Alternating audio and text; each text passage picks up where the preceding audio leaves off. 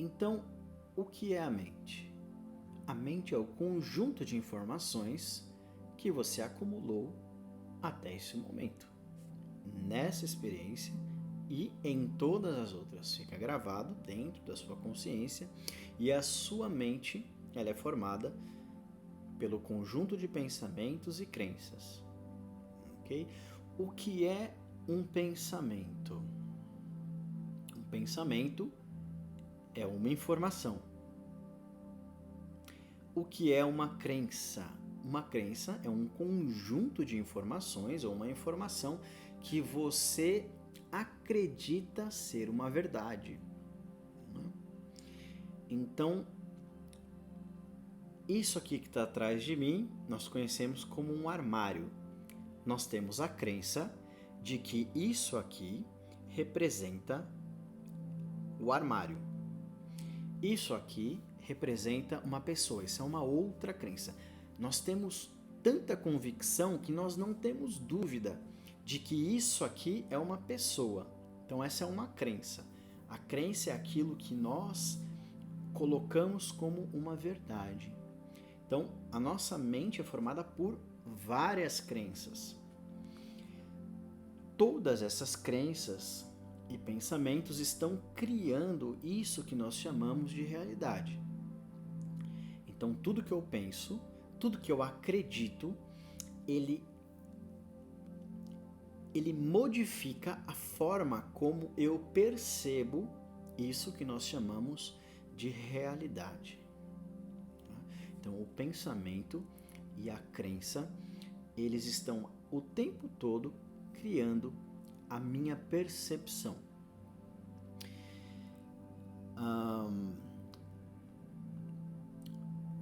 Quando alguém está em sofrimento, é porque essa pessoa tem crenças que mostram a ela esse tipo de experiência. Então, quando uma pessoa sofre, um exemplo, uma pessoa sofre por conta de um amor, que é muito comum aqui nesse planeta, não é mesmo? Você deve ter uma história assim, deve estar passando por isso ou não, ou já passou, ou conhece alguém que está passando. Quando nós sofremos por amor, entre aspas, porque é impossível sofrer por amor, onde há amor não há sofrimento. Então ninguém sofre por amor, isso é uma outra coisa, né? A gente diz que sofre por amor, mas quando eu digo que sofro por amor, não significa que é de fato amor. Né? Eu sofro por uma não compreensão da realidade, uma não aceitação. Então, a crença que eu tenho em relação a uma certa pessoa, e aí essa crença que eu tenho sobre essa pessoa é frustrada ou ameaçada, eu crio um padrão de sofrimento. Né? Um exemplo, eu estou com uma pessoa, eu digo que eu amo essa pessoa, quero estar com essa pessoa rompe o relacionamento comigo e diz que não quer mais e tudo mais, então eu crio uma espécie de sofrimento baseada nessa crença que eu criei de que aquela pessoa deveria ser a minha companheira, o meu companheiro e assim por diante. E é profundo, você vai criando diversas formas desse sofrimento. Quando você compreender que aquela pessoa ou aquela coisa ou situação que lhe causa sofrimento, isso é uma outra coisa também. Nada pode nos causar sofrimento. Na verdade, o que causa sofrimento é a forma como nós interpretamos as coisas, situações ou pessoas. Então, quando eu compreender que aquela pessoa não me pertence, que eu não pertenço a ninguém, não pertenço no sentido de ser posse do outro, porque todas as coisas, isso é uma outra coisa também para a gente aprender. Nesse lugar onde nós estamos, que nós chamamos de impermanência, nada, nenhuma experiência que nós temos aqui nesse planeta, nesse lugar da nossa consciência, ele é permanente. Então, qualquer relacionamento que eu crie, ele pode terminar. Ou melhor, ele vai terminar. Para umas pessoas é triste, para outras já não é tanto. né? Então, quando eu tenho um relacionamento e ele é rompido, as minhas expectativas em relação a esse relacionamento são frustradas, são ameaçadas, eu sofro, porque eu não quero aceitar de que aquela outra pessoa também tem uma consciência, também tem livre-arbítrio, também tem vontades e desejos e também merece ser livre e escolher fazer o que ela quiser. Da mesma forma como eu sou livre para escolher fazer o que eu quiser. Então, o sofrimento ele vem da não aceitação do movimento de como a vida se apresenta. Quando há a compreensão desse movimento, não há mais sofrimento. É muito fácil de entender isso, e eu adoro dar esse exemplo, um exemplo muito conhecido, que é uma pequena parábola oriental da cobra e da corda. O que significa? Quando uma pessoa está caminhando num jardim, numa floresta, e ela se depara com uma cobra, o que acontece? Para nós aqui, a cobra, para a maior parte das pessoas, é um animal que ele é ameaçador, certo? Ele pode até causar a morte, né? Isso também é um outro assunto para um outro momento, né? O que é morte, o que não é. Mas ele é ameaçador. O que acontece com o seu cérebro? Com o seu sistema de defesa? Ele vai te preparar. Ele vai preparar o seu corpo e a sua mente de uma forma a que você possa sair dessa situação. Ou se defender em luta, ou fugir, se for possível, para se distanciar da ameaça.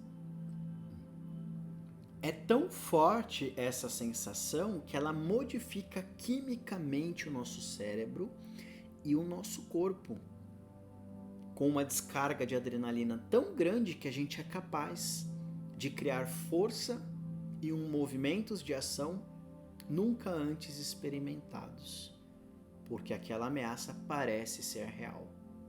Só que quando eu chego perto dessa cobra, ou quando eu consigo ver com mais nitidez, com mais detalhes, com mais precisão, aquela cobra que eu tinha visto não é exatamente uma cobra.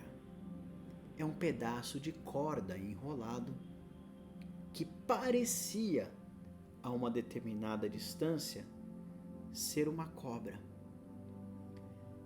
E olha só como o nosso cérebro ele é inteligente, porque se de fato fosse mesmo uma cobra, a gente já teria tido tempo hábil para se defender. Mas por outro lado, o não conhecimento dessa ferramenta cérebro, tão eficiente para esta experiência, pode causar inúmeros danos que nós já conhecemos. O maior deles para esse tempo é a ansiedade, a crise do pânico. O que é a ansiedade? A ansiedade é exatamente a cobra e a corda.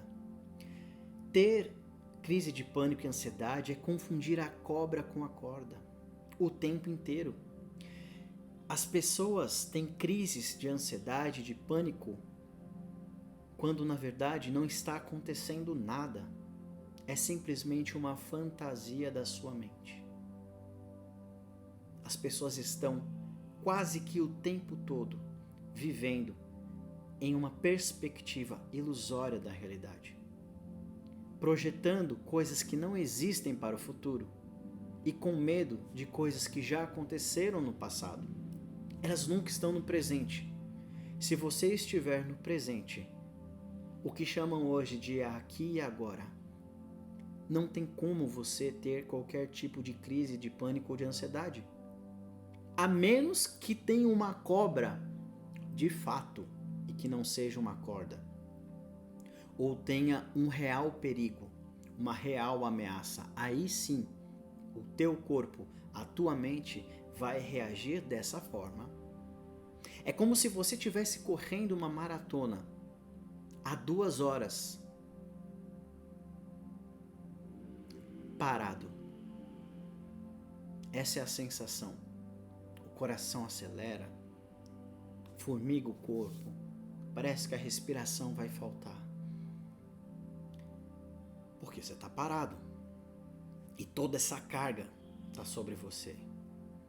Então, o aqui e agora é estar presente, e no momento presente não pode haver pensamento. O pensamento só está relacionado ao passado. E o futuro nada mais é do que pegar uma informação do passado e imaginá-la na frente. Estar no momento presente é experimentar a realidade tal como ela é, sem julgamentos. Isso já foi ensinado há muito tempo e por vários mestres. Não foi só Jesus. Para nós é o mais conhecido e que ninguém entendeu. Não julgueis. Por que não julgueis? Porque nós não temos a mínima condição de julgamento. As informações que nós temos, que reunimos para o julgamento, é tão irrelevante que qualquer julgamento ou conclusão que a gente faça sobre qualquer coisa está 110% equivocado. Porque nós não temos as informações suficientes para tirar qualquer conclusão que seja de qualquer coisa, de qualquer pessoa, de qualquer situação. Não julguei significa não criar nenhuma fantasia. Observe as coisas como elas são, sem querer modificá-las, sem querer tentar mudar o seu rumo, o seu percurso. Eu não estou falando de forma da vida prática. Se você precisa resolver as suas coisas da vida prática, faça o que você achar que for melhor. Aqui é uma reflexão de uma espécie de filosofia espiritual sobre a existência, sobre como essa realidade se apresenta. Porque fazendo esses questionamentos, a gente vai nos colocar em um lugar de melhor observação da realidade, com a intenção de diminuir e eliminar os equívocos de percepção que causam sofrimento. Nós iniciamos o vídeo falando sobre o sofrimento, porque tudo que a gente está falando aqui é para esse alívio do sofrimento. Aliás, tudo que fazemos é para não sofrer.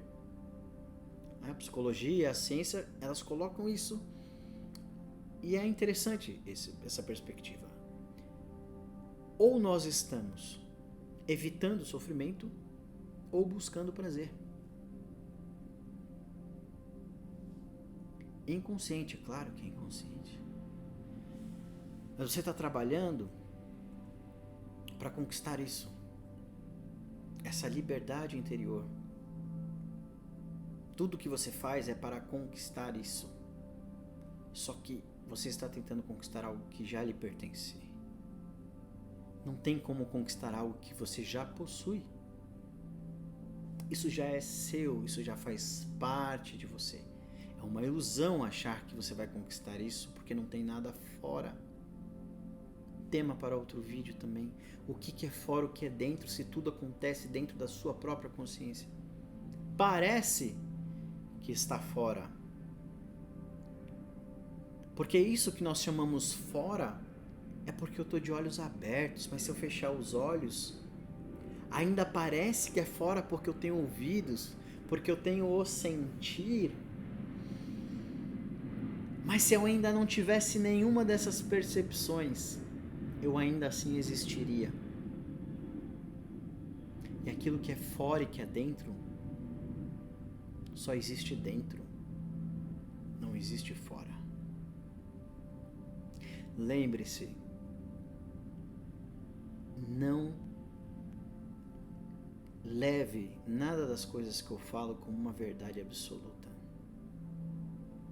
E nem só as que eu falo, a que ninguém fala. E pior, que eu costumo dizer, duvide dos seus pensamentos, das suas crenças. Duvide dos acordos e compromissos que você fez. Não existe uma verdade a partir dessa mente que é condicionada. A verdade existe, mas ela é intocada pela mente condicionada. A verdade está aqui presente e seria impossível qualquer pessoa descrevê-la. A verdade é Deus. Como alguém pode descrever Deus? Como uma mente tão limitada, tão inconsciente e ignorante de si mesmo, pode revelar aquilo que é inominável, intangível, intocável, indescritível? Nós não temos capacidade. Nesse planeta, são pessoas tentando explicar o inexplicável. Mas você pode descobrir aquilo que não é. Com a sua percepção, com a sua observação, você pode ir eliminando o que não é. E aquilo que resta, aquilo que sobra, que é o de fato, que é permanente,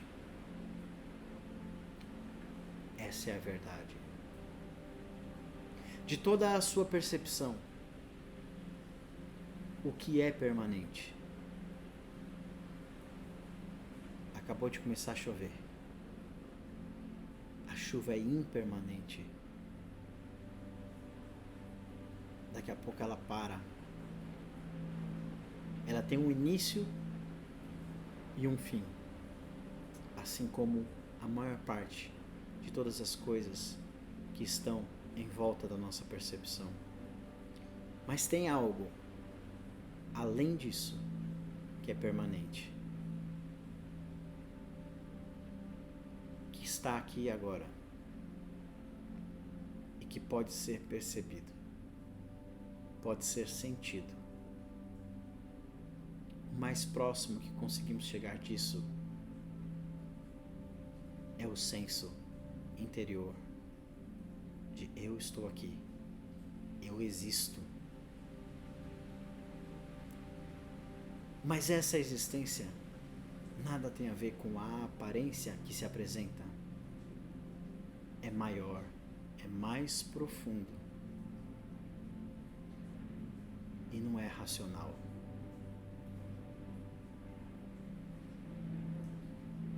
Simplesmente é. E nós que crescemos, fomos condicionados a codificar, classificar, categorizar tudo.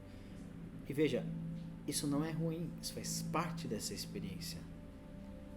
Mas o discernimento de que existe algo que não pode ser codificado, categorizado, significado, está além dessa experiência superficial e pueril que é esse momento. É o estado de presença. É o estado... Veja que é muito subjetivo o que eu estou falando. É óbvio que é subjetivo porque não dá para falar, não dá para dizer o que é. Eu poderia criar um monte de nomes aqui, mas isso já criaram. E nenhuma das histórias que criaram é real, é verdade. É só uma forma das pessoas, da humanidade, desse lugar de consciência, tentar descrever o indescritível. Não dá. O caminho pode ser inverso.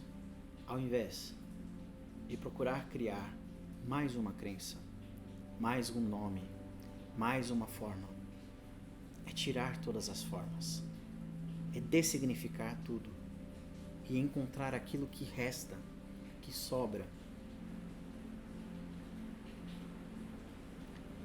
que é a essência de todas as coisas, que abrange todas as coisas, que permeia tudo e que está em tudo.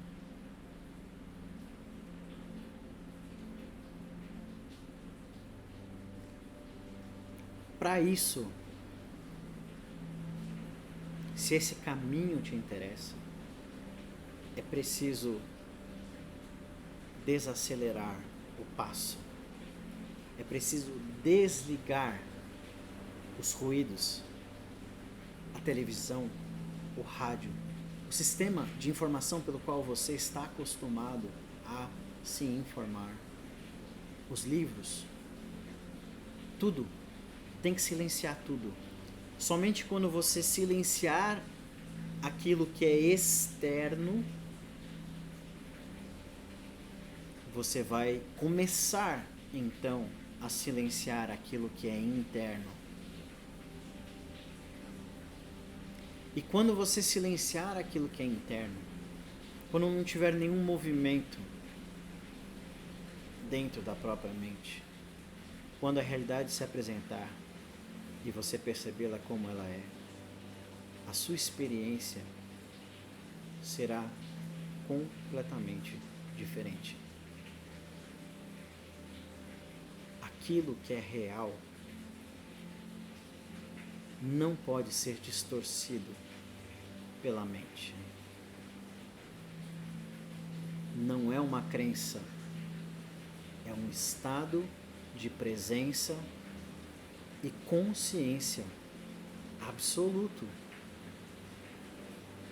Porque esse estado não há nenhuma necessidade de apresentar qualquer conclusão, qualquer nomenclatura, qualquer conceito ou qualquer coisa que seja.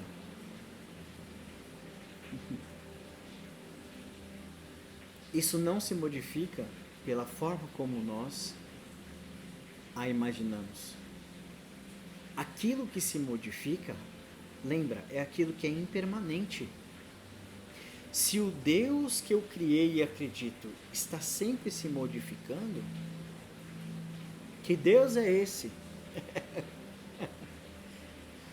É óbvio que é o Deus que as pessoas criam na própria mente. As próprias pessoas vão mudando a concepção e a forma como elas enxergam isso que elas chamam de Deus. Porque a sua mente está sempre mudando. Mas aquilo que é verdadeiro sempre é. Sempre foi e sempre será. E jamais será modificado por um pensamento, por uma crença.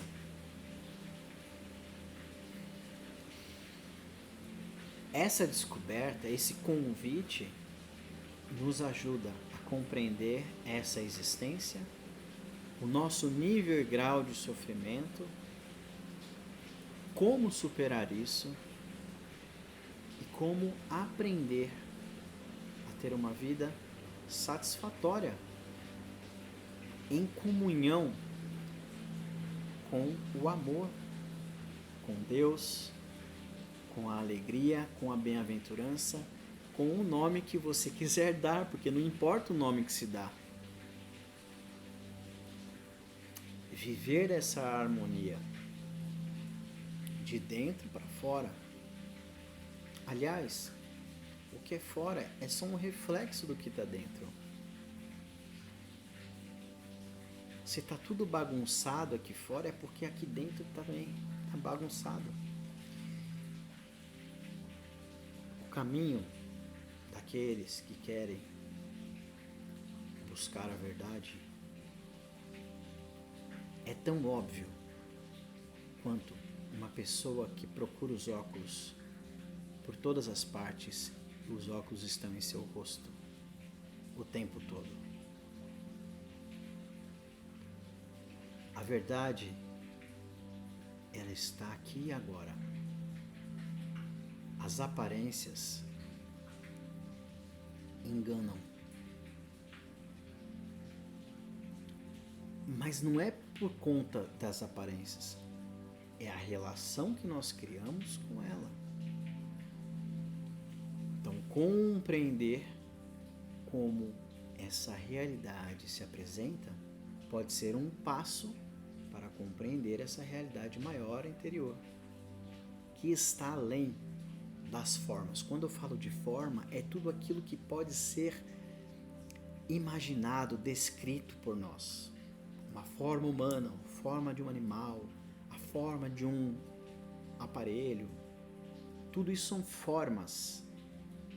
Esse mundo que se apresenta, ele é formado pelas formas e pelos nomes que damos às formas. Mas eu te desafio a investigar o que há por trás das formas e dos nomes.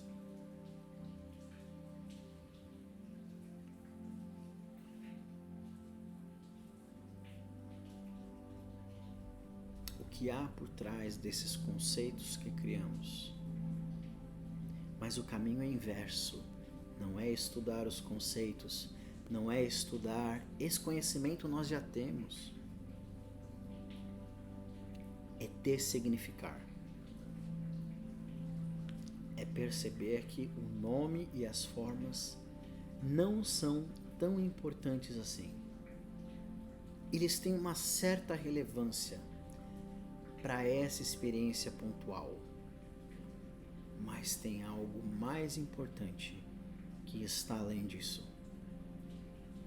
E pode ser experimentado e percebido.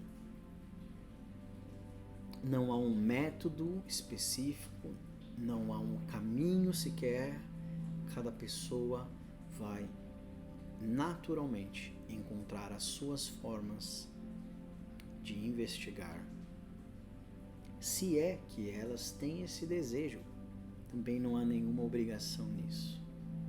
Cada consciência está vivendo segundo a sua própria vontade. Mas os que querem se livrar desse sofrimento, dessa falta de compreensão,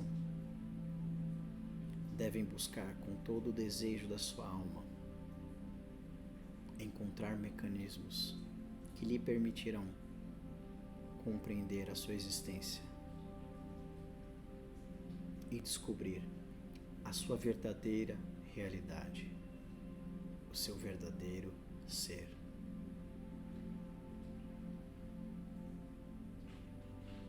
Eu agradeço se você ficou até aqui, se você gostou desse tema. Gratidão.